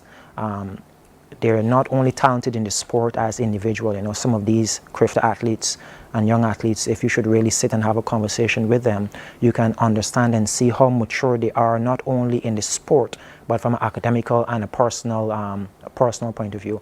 So yeah, they've definitely set the bar high. I think they did a three-peat at Carifta. There's winning Carifta championship for a third consecutive time, and they're definitely promising. I mean, we had at World Championships, ITU World Championships a few days ago, Finn Armstrong, and he competed there. And we have a lot of other athletes, junior athletes, triathletes who are on the United States triathlon circuit out on scholarship. So there's a lot of them out there. There's a lot of them here, and they're definitely owning their own grounds. All right. Thank you so much, Owen, for coming in and sharing with us. Not to mention that representing Barbados this year at the Olympics was a triathlete. Yeah, Matthew. How about that? Yeah. Matthew. So congratulations to all of you. And I look forward to seeing you on Sunday, blazing up the Mighty Grinder Highway. It's expected to be quite the feature event. So make sure you come on out for the National Triathlon 2024 Championships coming up. So make sure that you support our team. And come out if you live along the route, if you live along the highway, come out and applaud them. You heard from Owen, it makes a world of difference. All right, time for another break here on Morning Barbados. Coming up, we did, it was a relay broadcast, no pun intended, for the passage of Hurricane Beryl. That's what we often do. But it calls for us to call on a lot of partners from around the region. And Kenville Horn was one such partner. We were able to connect with him in St. Vincent, and he shared what was happening there as we were experiencing what was happening here in Barbados. We've called on him on several other occasions. Now he's here in Barbados, so he'll be in the couch sharing from his perspective what it's like reporting in those intense situations. That's next. Morning, morning, morning. Good morning. Good morning to you.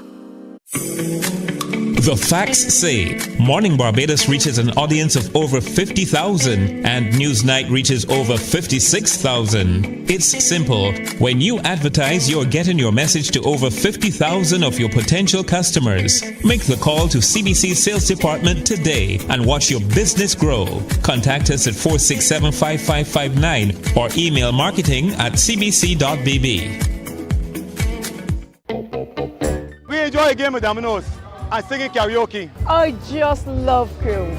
When you love me just a little bit longer. You get to relax and have a drink and listen to some nice music. It's something different.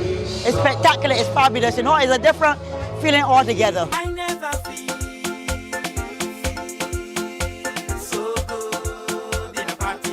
Follow me to Q in the Community this Thursday.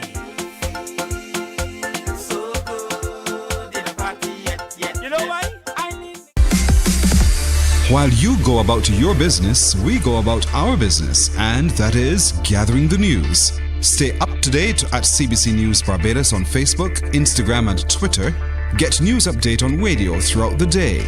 And join us for the CBC News Night at 7 every night. CBC News team is on the job and bringing you the news. There is a saying, you can find a Bajan anywhere.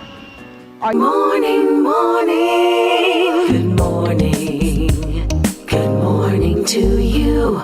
Oftentimes when you tune in and we do relay broadcasts, whether it's because of the passage of a tropical storm or hurricane or there's some other disaster or matter of national interest happening, what we're doing here behind the scenes is, you know, so much. There's so much happening. It's literally like, you know, a glacier. It's like, you know, you're just seeing some of it, but there's so much happening behind the scenes to be able to make it happen. And this guy has been working with us for a number of years, remotely, as it may.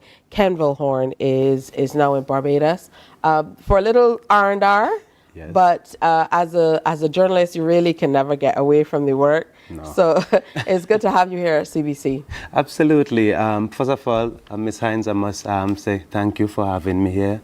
And I want to say a pleasant good day to the Barbadian public, as we Vincentian would say, big up the Bajans. And also to your listeners and viewers all over the world. I'm happy to be here. Good stuff. How did you get into journalism? I know you work for the Vincentian newspaper, which is the national newspaper in St. Vincent. So how did you get into that particular area of business? Well, interestingly, I've always shown a desire for media and for sharing and disseminating information. I started out as a person who was contributing articles, opinion pieces to the Vincentian newspaper. And then I indicated my desire. I did some training first with, it's actually a Bajan, you know, and he passed away a few years ago. I think he was working with the Nation newspaper. I can't remember his name. But I think his surname started at H. And he came... Harold Hoyt? I think it's Harold best Hoyt. Of the best. Yes. And the way he was explaining everything to us, the way he was selling journalism, I buy into it. And from that moment, I became inspired and I set out to become a journalist from that point. Now, you've been able to do so much. You were part of the British government's International Leadership Program. Yes. You got to go meet the Queen. I mean, you know, as a journalist, what more can you ask for? Tell me about your involvement with that program. So, one is the International Leaders Program, and the other is the Queen's Young Leaders Program. The first one I was a part of was the Queen's Young Leaders Program, and that was in 2015. The intention of that program was to recognize young persons around the Commonwealth who are doing meaningful things in their community and also who have changed their life around. And I sort of fit into that criteria because I had gone to my community and start giving back by way of sports. So I started a cricket program, and then we branched off to football. So after a period of time, because we started it in the school, but after a period of time, I realized the need for it to be held outside the school setting. So I started doing it on weekends. And I think persons look at what you're doing. Sometimes you don't know people are looking at what you're doing. And someone pick up on it. And when the opportunity comes for persons to be nominated as Queen Young Leaders, I was nominated for St. Vincent and the Grenadines. So I went to the UK at Buckingham Palace and I got an award from the Queen. You went to the palace to visit the Queen. I know. Yes. I saw the pictures. What was going through your mind when you were able to do that? That's a once in a lifetime opportunity. It is. the flight, I think taking the flight was the most significant part of it, because from where I came from, it was very rough, very, very rough. You know, I go through a lot of trials, come from a very difficult background. So to come from that and realizing you're on a plane heading to England to meet the Queen, for me that was like really something that, you know, inspired and motivated me. It also validated the work that I was doing in the community as well. And a few years later, in 2019, just before the COVID pandemic, I was selected as the first person from St. Vincent and the Grenadines to attend and participate in the International Leaders Program.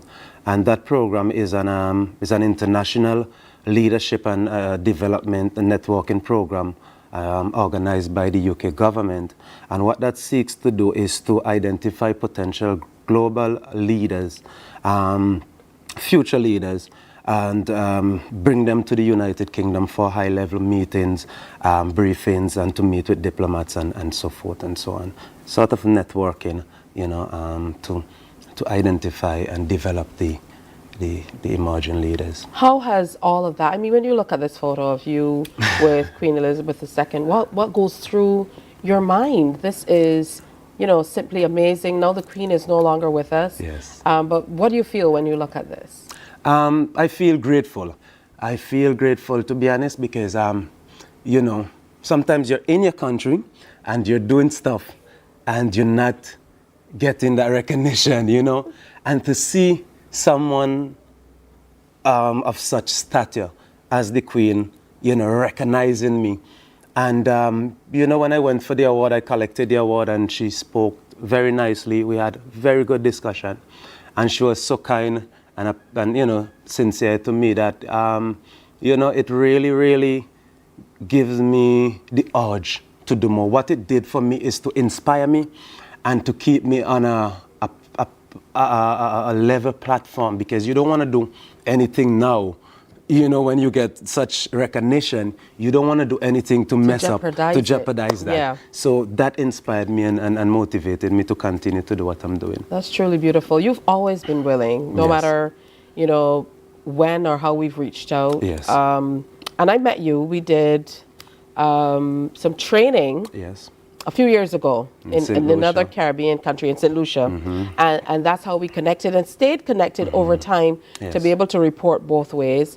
I remember when there were literally rumblings of the La Soufrière volcano, you know, having a possible eruption. And we here in Barbados were kind of like, okay, well, maybe it was happening. But I was connecting. At that time, I was on radio on 94.7 FM. I remember that. And I remember calling you and saying, you know, share with us what's happening. And we were going back and forth over the course of a few days about what was happening. Yes. But on one particular morning, I called you and you said, it's erupting right now. And I remember the surge that went through me, and I was thinking, oh my goodness. But you kind of held it down and you were able to explain all that was happening. Yes. I mean, what goes through your mind when, you know, you're reporting in instances like that, where it's happening right now and on the spot? Because you have no chill. Let me just tell you that you scare the people here behind the scenes in what you're willing to do to be able to get the job done. Yes. But at that time, you know, what was happening on the ground in St. Vincent, you were able to share very vividly with us. Yes, absolutely. When the eruption took place, I was more in what you consider the green zone, which is the safer zone. But I wanted to see what was happening. There is a lot of persons who were, there are a lot of persons who were running away from the area. But interestingly, I was heading to the area to see what was happening. It was something that we have never seen before, like from my age group. Go back. It's something that we have never seen before. I was curious to see what it was all about. That was the journalist in you. That was the journalist in me. I understand the danger of it, so we sort of stay at a safe distance. But yes, persons wanted to see what was happening. And actually, you know, that was like a defining period for me, because it sort of transcended me from just being a newspaper reporter to now giving radio broadcast or yeah. television broadcast. But it was, for a lot of persons, a scary scenario. And even when I went to the community closer to the eruption, there was another eruption. And, as you guys in Barbados know. I could hear it. I could hear it on the phone. Yeah, absolutely. You could have heard the rumbling. I refer to it as the rumbling. But it was really a scary situation. But in a time like that, your journalism instinct kicked in, and you want persons to experience it, to see it firsthand. And I think I was able to do that. By next day in Barbados, we woke up to a totally different reality. Once the ashfall and so on came, and that was scary for us on another level. But what was it like actually experiencing it? As you mentioned, it was some 100 years on, but people of your generation had never experienced that eruption. So what was it like on the ground in St. Vincent? So on the ground, it was because, as you said, there was a lot of persons who haven't experienced it before.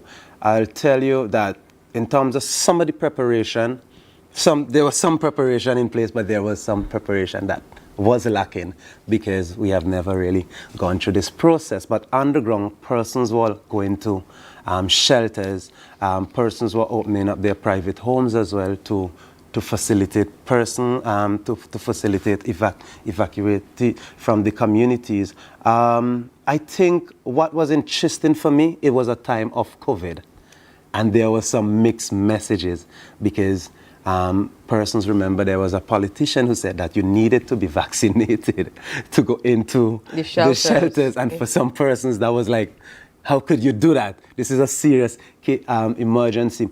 But in the first instance, it was some chaos because persons started panicking. There were some persons who think that it would have remained in an effusive manner because they were still doing it little thing. But when it goes explosive, there were more persons heading towards the safety zone. In terms of places like Georgetown, well, interestingly, the Kingston areas, our capital, I don't think our capital had as much ash as Barbados, despite Barbados being farther away. And that for me was rather interesting.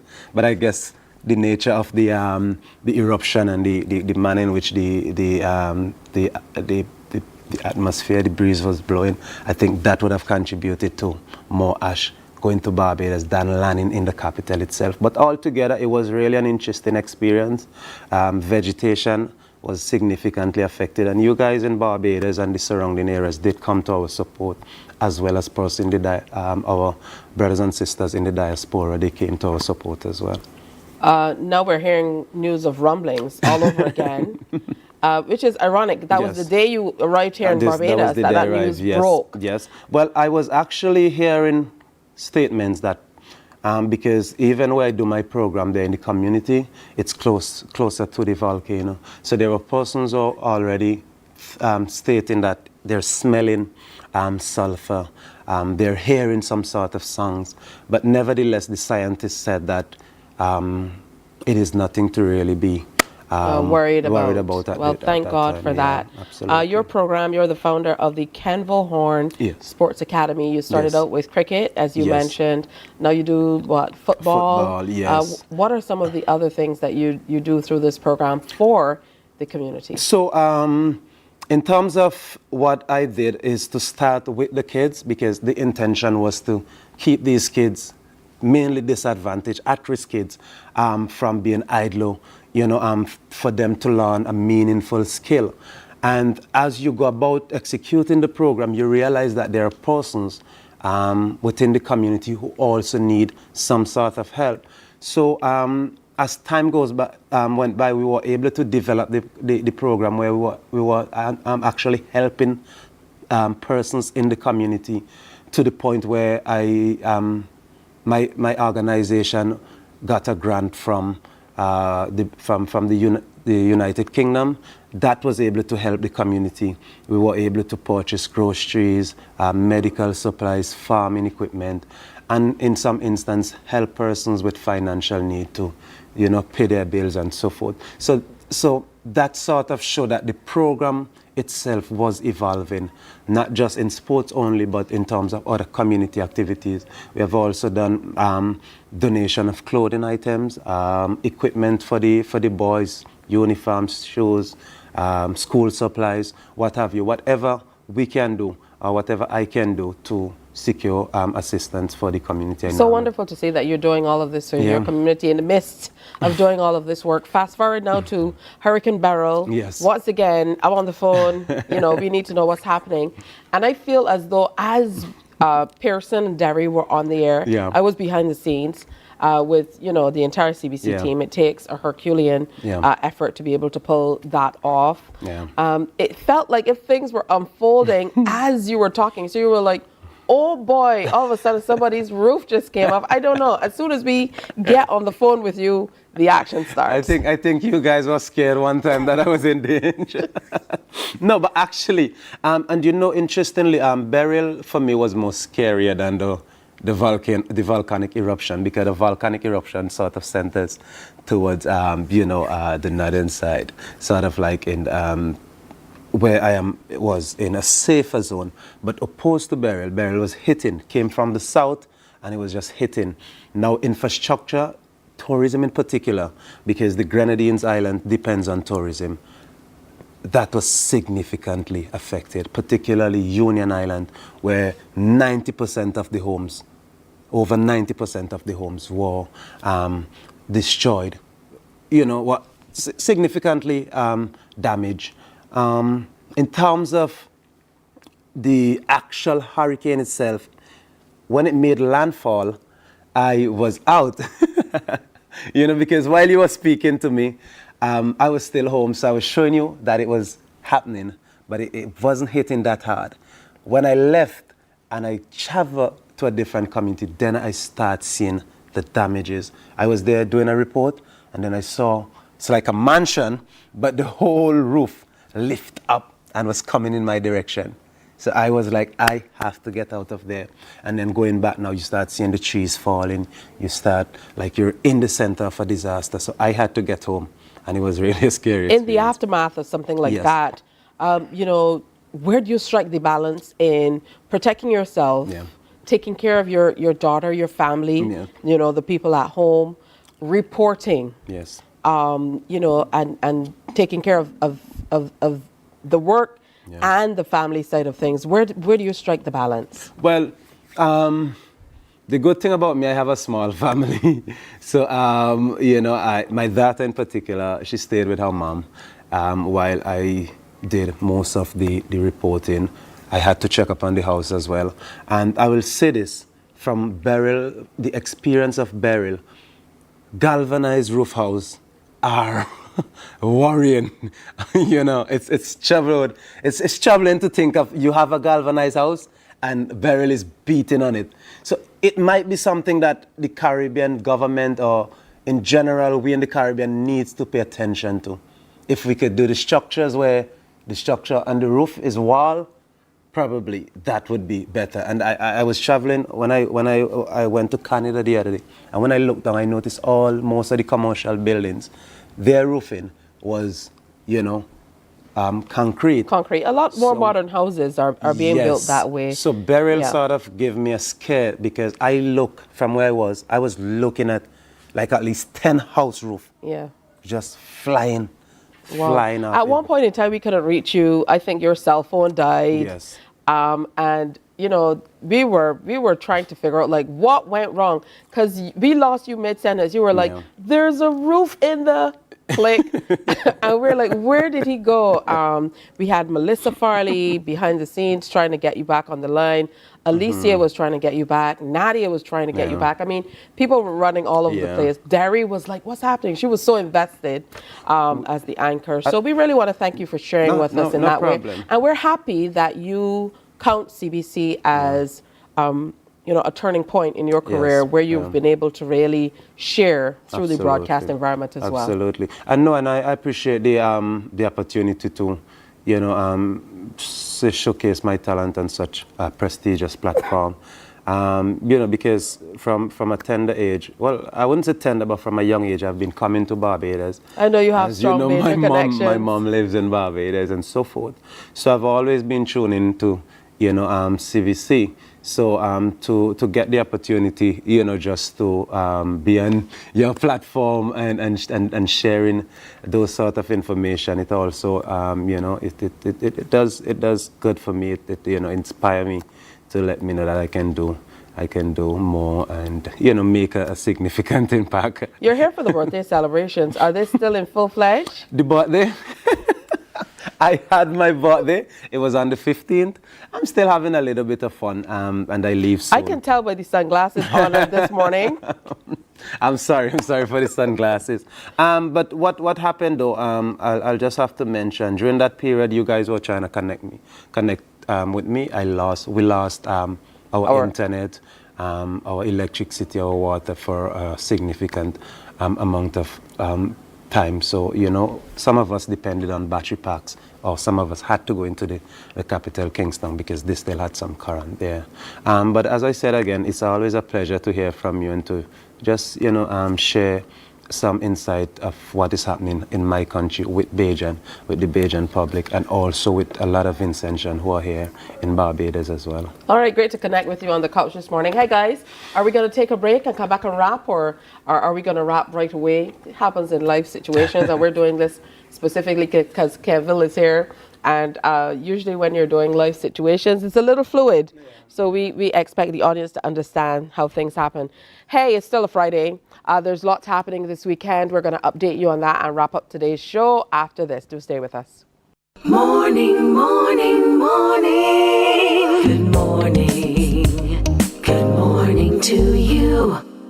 There is a saying, you can find a Bajan anywhere. Are you a Bajan living abroad? Or do you know of one who has migrated to another country? Well, we at Mornin Barbados would love to have you or them on our Bajan Afar segment. Share your amazing stories, experiences, and how you have adapted to a new culture. Send us an email to morninbarbados@cbc.bb, and together we will travel the world.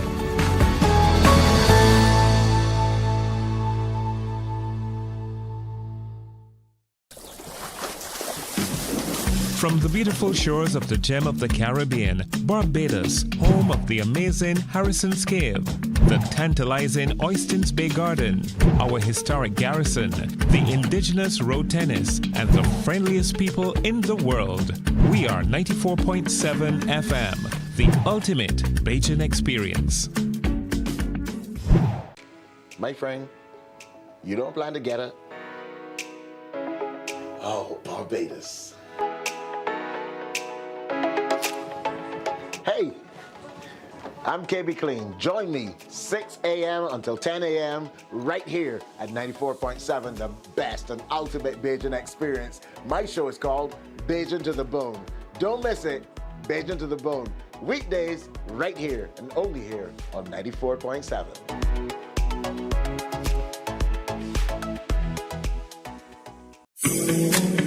The facts say Morning Barbados reaches an audience of over 50,000 and Newsnight reaches over 56,000. It's simple. When you advertise, you're getting your message to over 50,000 of your potential customers. Make the call to CBC Sales Department today and watch your business grow. Contact us at 467-5559 or email marketing@cbc.bb. We enjoy a game of dominoes and singing karaoke. I just love cruise. When you love me just a little bit longer. You get to relax and have a drink and listen to some nice music. Morning, morning, morning. Good morning. Good morning to you. Well, that's it from us. We want to encourage you to come up to the Q Zone at the Food and Rum Bajan Fair coming up on Sunday at the Kensington Oval. Make sure you come on out and be a part of that. Trumpet Boy Entertainment has Love Divine. That's coming up on Sunday at the Frank Cullimore Hall. The Lions Club of Barbados Central, they're hosting their inaugural Walk Against Poverty. That's coming up on Sunday as well. And there's a free health and wellness fair that is taking part in your communities. That's it from us for today and for this week. Have a wonderful weekend. Also, the Sri Sathya Foundation, they have their talk at the NUPW coming up this evening as well. What are you whispering, Mr. Horn? Oh, I was saying big up my mom, big up my mom. Yes. Big up Kenville's mom. Does your mom have a name? Yes, my mom, Belle Mahan in the Belan, and big up Miss Jordan in St. John and my sister and everybody. All right, that's it from us. Have a great weekend. See you, God willing, on Monday. Wake up, wake up, wake up, wake up. Barbados, get up. Good morning.